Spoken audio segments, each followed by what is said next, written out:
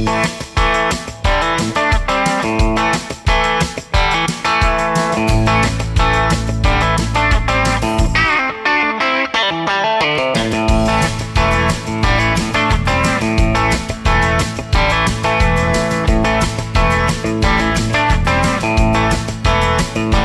we are at the Sebring International Raceway. Of course, this is home of a legendary endurance race, which started in 1952. And here on the pit lane, you can see all the winners, all the winning cars who drove here. So they do a 12-hour race, always the third Saturday of March. So I'm going to interview a lady of the marketing team today. So she's going to answer our questions, and I'm super interested what she has to tell. First of all, I'm interested if you are also like super into racing. If you have catched the race virus, maybe you drove yourself, or is there a story behind it why you ended up as the marketing lady at this racetrack? Yeah, so I grew up here in Sebring, Florida. I've spent almost my whole life in this town. So I always grew up coming here as a spectator. I saw things from the outside, so we would always come and party and go to Green Park and celebrate the races being in town. And I've always had an interest in speed in general. So I like fast cars. I've always enjoyed cars, and it just kind of fit. So I did ever since I started working here. The bug has gotten bigger, I guess you could say. So they do allow me to drive our pace car on the track. So when we have guests, I get to take people for laps. So that's always fun. And then I have gotten a few at-speed laps myself. So it's always enjoyable. You guys are like the home of endurance racing? Yes. What's the story behind that? So the official slogan is we're the birthplace of American endurance racing. So our facility here was founded in 1952 is when it actually transformed into a racetrack. But prior to that, it was an Air Force bombing range and a training facility. So we actually, what we are standing on now was once airplane runways for military planes. So it's really spectacular to see what we've transformed into over the years and the history there. But yes, this is where the first endurance race was held in North America. So here we are today. And how many big events, big for you guys? Truly, our biggest event is the Mobile One 12 Hours of Sebring. So the Super Sebring Weekend is our main and largest event, and that's pretty much it. I've driven this track a few months ago, so it's super bumpy. Is there a moment where you might change it into tarmac or something? So the short answer is no. We're known for our bumps. That's who we are. The concrete makes us Sebring. Respect the bumps, of course, is just part of who we are. And are there other ways that you guys use the space for like events who are not motorsport related? Of course. So we're developing all kinds of different events throughout the year just to keep our fan interaction going.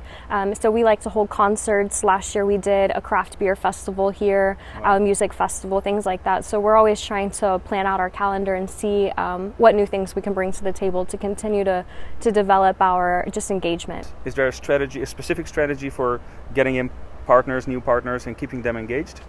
Sure. So a lot of the relationships that we have, they're really business-to-business relationships. So we develop ideas and concepts of what we think would work not only for us as a track standpoint, what would be great for our fans and our spectators, but then what's a great value for the business that we would like to work with. We have an entire location just for OEMs, such as Mobile One, Chevrolet, Cadillac, BMW, and they come and they display their new vehicles, their new products, and that allows consumers to come up, interact with them on a different basis, and then they can see what they have going on and just have that interaction, and we think that's fantastic. Yeah, and of course the camping is like super unique. Like the whole atmosphere. I walked around the whole track. I think like everything, every part that I could walk, I tried. And see and talk to people who are camping like there and there and there, and people driving around with the scooters and the quads and everything. It's a really special atmosphere. We absolutely love our fans. We love our fan base and everything that they bring to the table to make Sebring so unique. Sebring has such a long history and tradition of camping, like you mentioned, and we have a lot outside of our gates that guests come with their motorhomes or their vehicles, and they'll start lining up a month before our gates open. Some people will drop off their campers and line up, and some will actually camp the entire time. So they must take vacation off from work and take a holiday and come camp with us. But some of the things that people build here are so spectacular. You'll see scaffolding, and they build what's like little bars, and they look like little houses. Yeah. So You're people like, really. I thought like sometimes is this a building or no? And Yes. it was just built for but yeah, by fans, not by you guys. It was Right, it's super cool. We absolutely love it, and like I said, that's really what makes us so unique. And so many of our guests have this history of coming for 20, 30 years and staking the same place of land, and they come and they get in line and they know exactly where they're going to park and what they're going to do, and we love it. So Turn 10 is a really unique place to go, especially during the 12 hours, and you can see.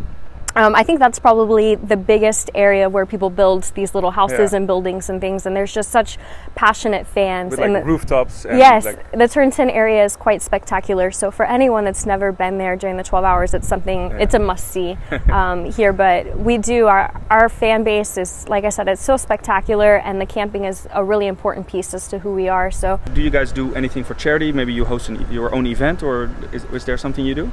Sure. So we work in conjunction with one of our track rental groups that comes in, and they bring an entire group called Kids Racing for Life. And so what that is it's a charity organization that brings in children that have dealt with cancer, either they're a survivor of cancer, maybe they're still going through treatment, and we actually put them in race cars, and so we suit them up, and they get into a lot of different vehicles, whether it's Porsches, McLarens, and any kind of vehicle like that, and they get a couple laps around the track. So it's something that's very unique to these children that they'll never have an opportunity to do elsewhere.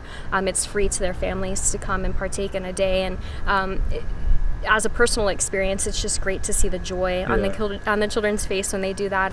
Thanks for your time. Thank you so much.